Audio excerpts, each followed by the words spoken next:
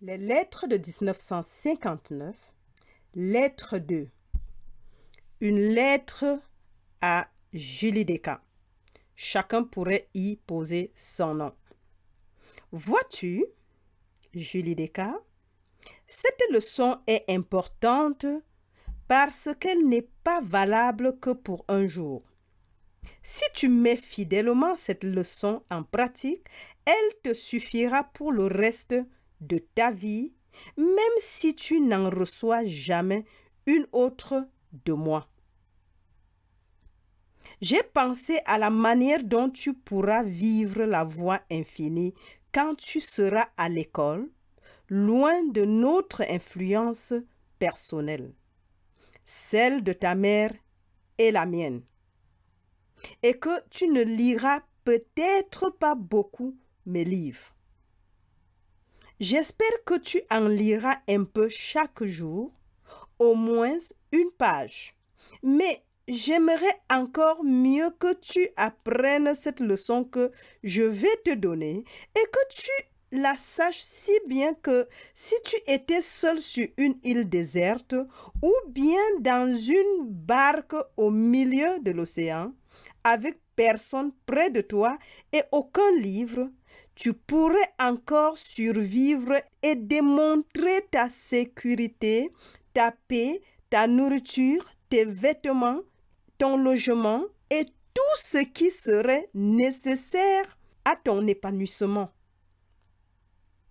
Je veux te dire le secret qui m'a apporté le bonheur, la joie, le succès, la prospérité et la possibilité d'aider mes semblables et les enfants de par le monde. Je veux que tu connaisses ce secret de pouvoir en faire de même.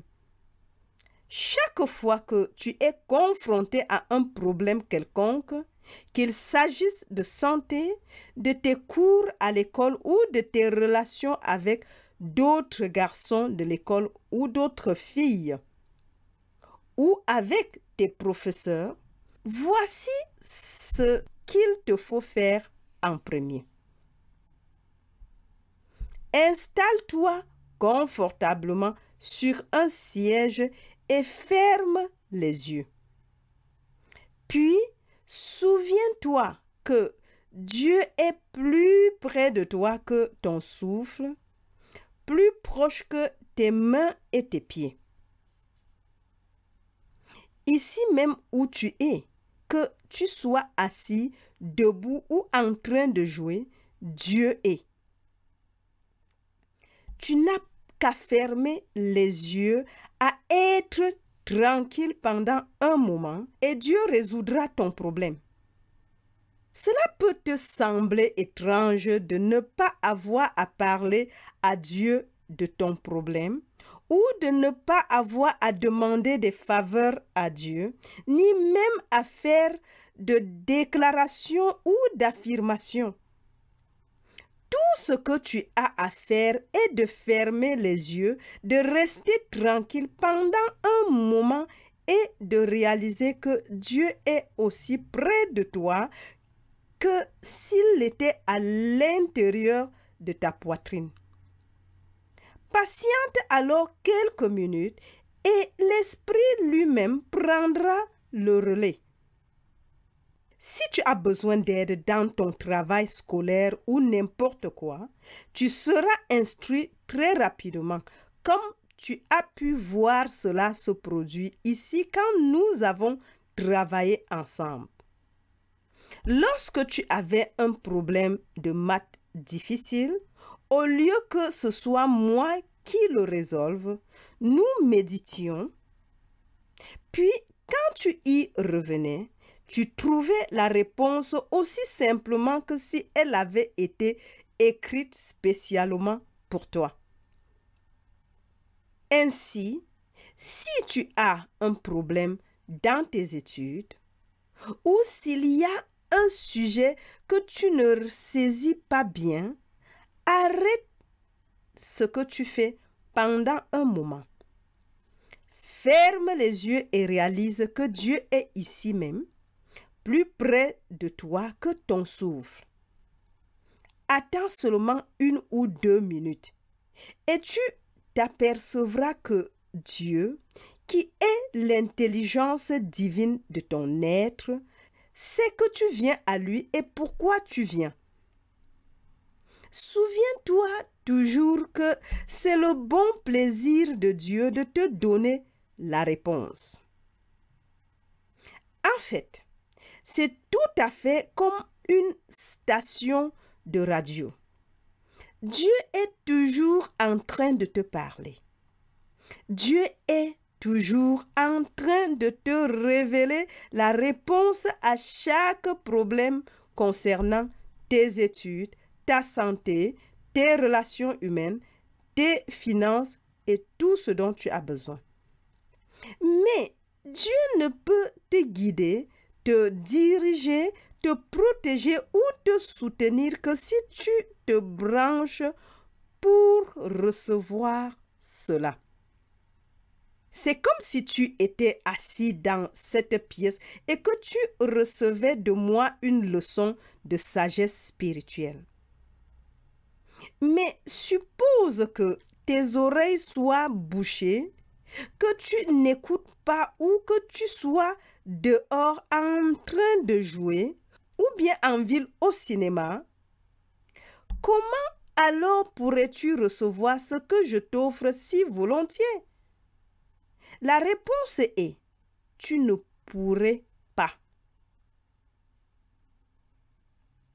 En tant que père, je te donnerai avec joie tous les secrets spirituels que je possède, avec autant d'empressement que je te donnerai tout l'argent que j'ai, si cela devait se révéler une bénédiction pour toi.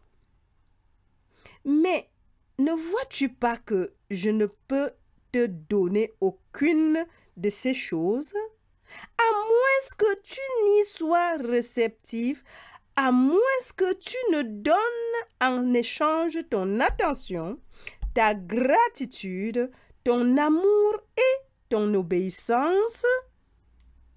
Il en va de même avec Dieu.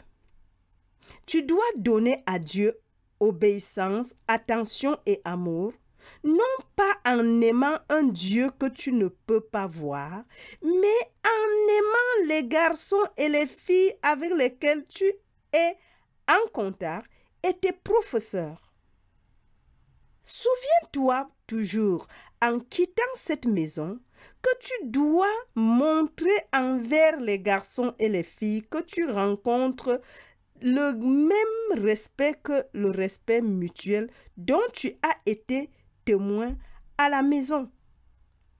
Tu sais l'amour et le respect qu'il y a entre ta mère et moi et entre toi et moi. Et tu sais que quand ta mère et moi partons quelque part dans le monde, nous accordons le même amour et le même respect à tous ceux que nous rencontrons. C'est l'exemple que tu dois suivre et mettre en pratique. Pourquoi?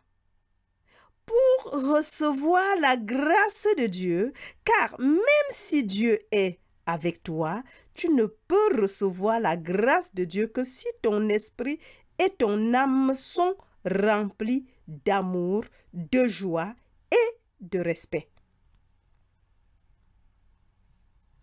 Chacun d'entre nous est responsable de lui-même. Il n'y a pas de Dieu assis au ciel en train de regarder en bas et de juger tes actions, mais il y a un centre Dieu au-dedans de toi qui sait tout ce que tu fais et qui te renvoie ce que tu envoies. C'est pourquoi l'amour et le respect que tu exprimes sont l'amour et le respect que tu récoltes, et la récolte est rapide et abondante. Mais même si tu as aimé ton prochain comme toi-même et que tu as été bon en toute occasion dans le monde, cela n'est pas suffisant, car il ne s'agit là que d'obéir aux 10 commandements et ce qui t'est maintenant enseigné est la manière d'appliquer le sermon sur la montagne. La voix infinie est une réalité, une révélation qui dit que tu n'as pas à parler à Dieu, mais que tu dois avoir les moments dans la journée ou dans la nuit où tu écoutes Dieu. Il se peut que tu n'entendes aucune voix, mais souviens-toi qu'en écoutant simplement Dieu ou en restant en silence pendant 1 ou 2 minutes, tu permets à Dieu de se précipiter dans ce vide que tu crées. Cela se passe comme ceci. Assieds-toi.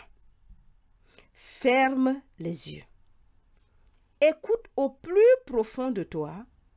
Puis souviens-toi que la journée qui va se dérouler devant toi est maintenant gouvernée par Dieu, protégée par Dieu, soutenu et maintenu par Dieu, parce que tu as consciemment ouvert ta conscience à la présence et à l'autorité de Dieu.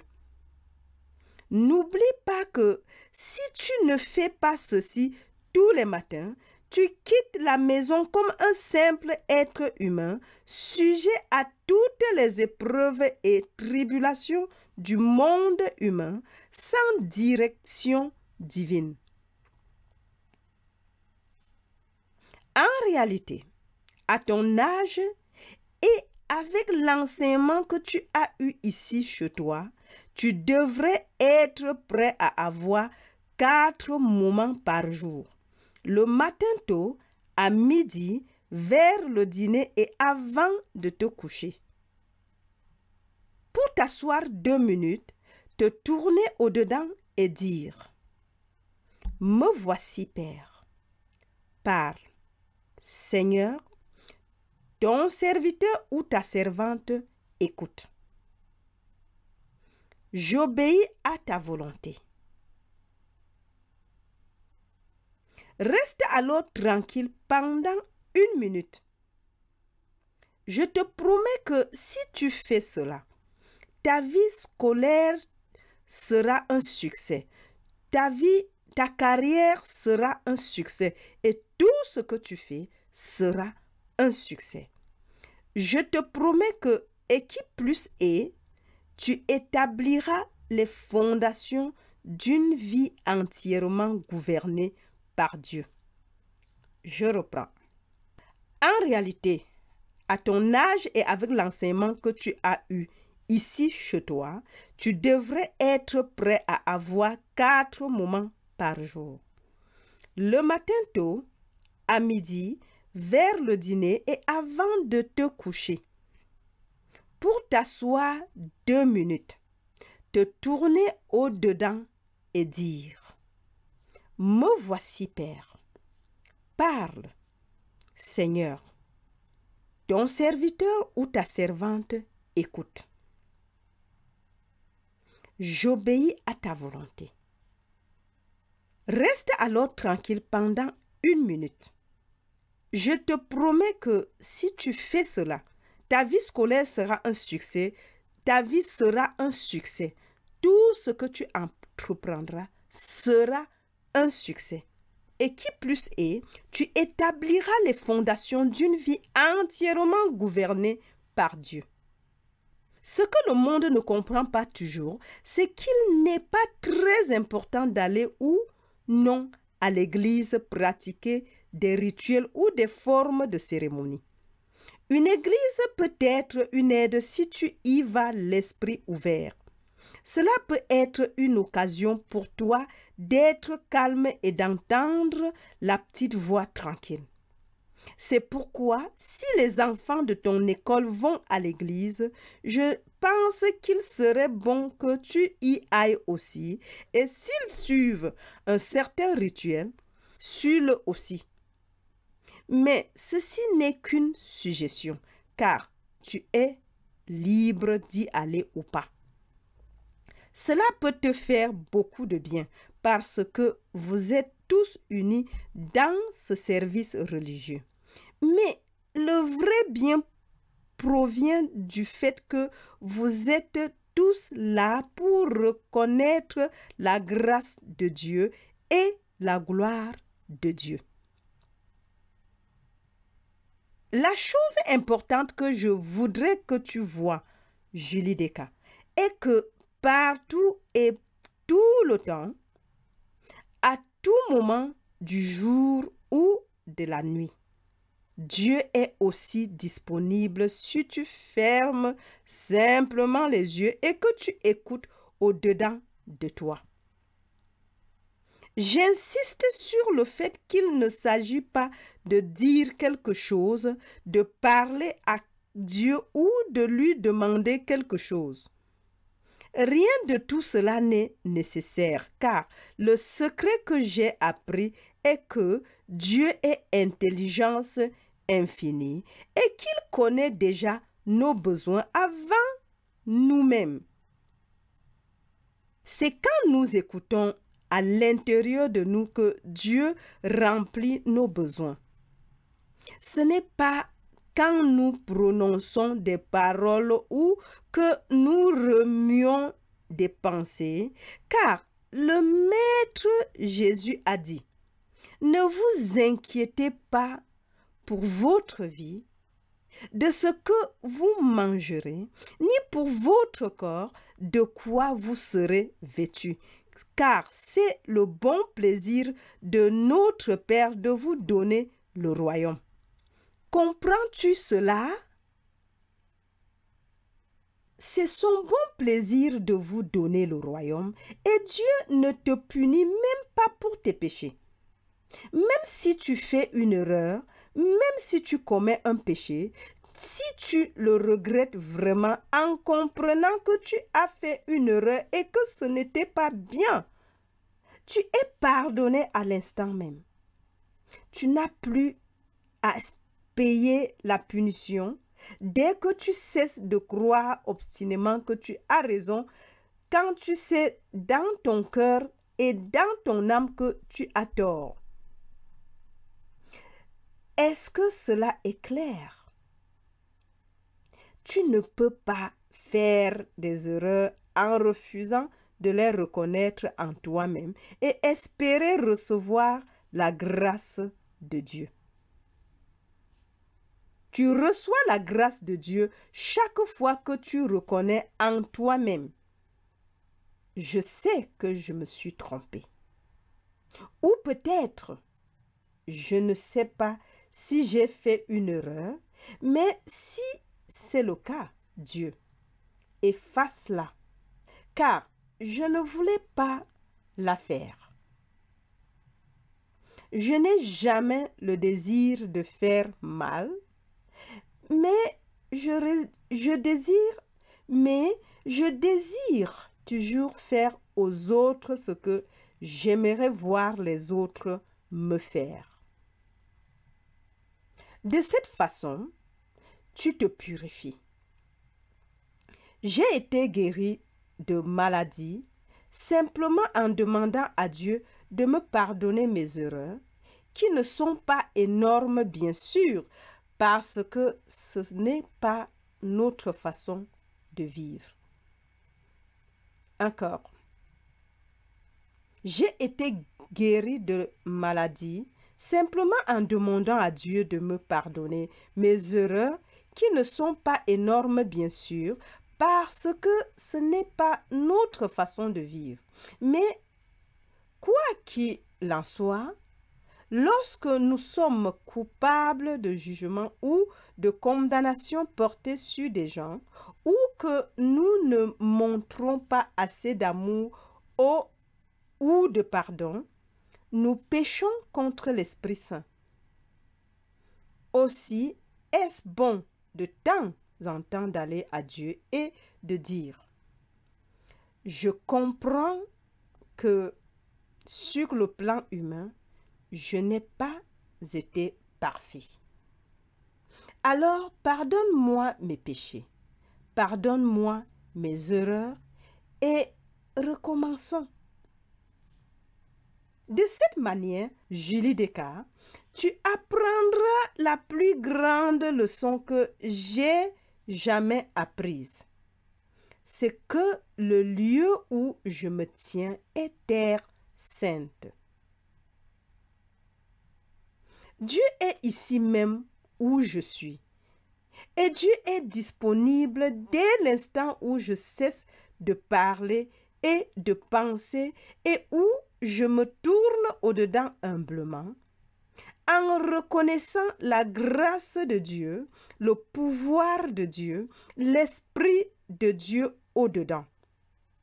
Puis, détends-toi pendant 1 ou 2 minutes et laisse l'Esprit prendre les rênes. Il n'est tout simplement question que de cela dans la voie infinie. Tous les écrits de la voie infinie ne sont là que dans le but d'amener les gens à cette révélation que Dieu est partout présent et toujours disponible, sans inquiétude, sans parole, sans rien de notre part, si ce n'est l'humilité de rester assis, debout ou étendu, de fermer les yeux et de reconnaître. De moi-même, je ne peux rien faire. Le Père au-dedans de moi, c'est lui qui fait les œuvres. Parle, Éternel. Ta servante ou ton serviteur t'écoute. Puis attends seulement 1 ou 2 minutes avant de te lever et d'aller vaquer à tes occupations.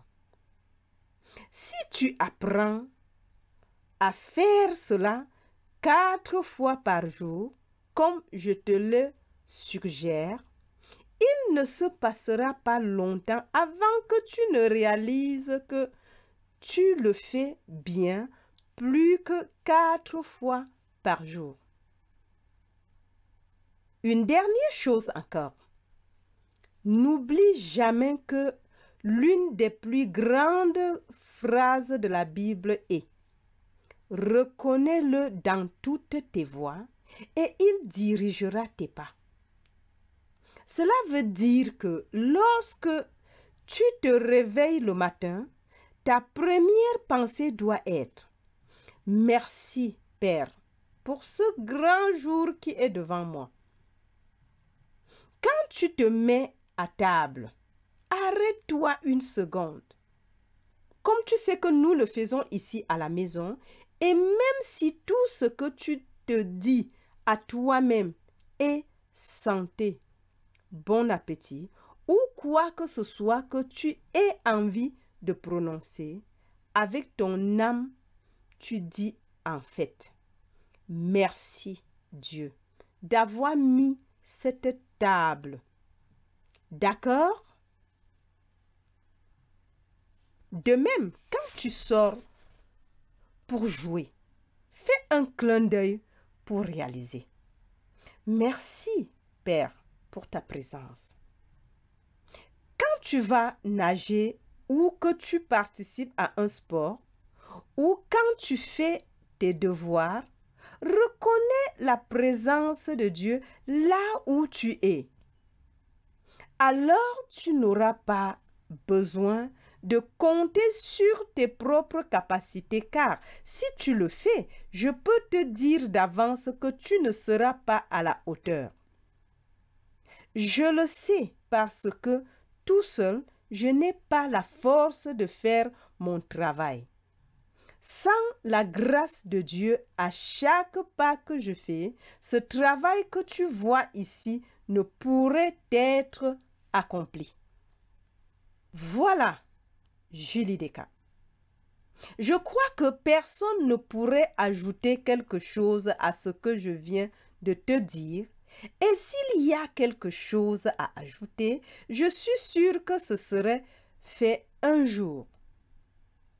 Je vais faire taper cela à la machine afin que tu puisses le relire de temps en temps pour te le rappeler. C'est le secret de la vie. Et avec ce que je te donne maintenant, tu peux te fabriquer une vie magnifique de service aux autres et être une bénédiction pour toi-même et une joie pour tes parents. Tout cela pour la gloire de Dieu.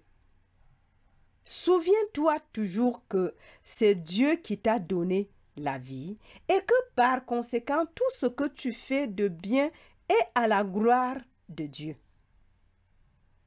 Tes parents t'ont mis au jour et sont des gardiens humains. Ils te soutiennent, t'approvisionnent et te protègent. Sur le plan humain, tout ce que tu fais de bien devient une gloire pour tes parents, quelque chose dont ils peuvent être fiers. Tu as donc ton Père spirituel en qui tu devrais te glorifier et auquel tu devrais rendre gloire, et tu as tes parents humains auxquels tu devrais donner l'occasion d'être glorifié par tes actes. Waouh, waouh, waouh! Quelle lettre magnifique! Je comprends maintenant pourquoi les lettres de 1959 ou la mission de les lire. Waouh, Seigneur! Merci, merci, merci. Que chacun écoute bien et les pratique tous les jours, minimum 4 fois. Merci, Seigneur. Merci, Joel Goldsmith. Et merci pour cette révélation et pour le secret de la vie que tu viens de nous transmettre dans cette lettre de 1959, la lettre 2. Partagez cette lettre tout autour de vous. Donnez à tout le monde. Et surtout, sachez que je vous aime très, très, très fort. Et jusqu'à la prochaine, c'était Julie Deka.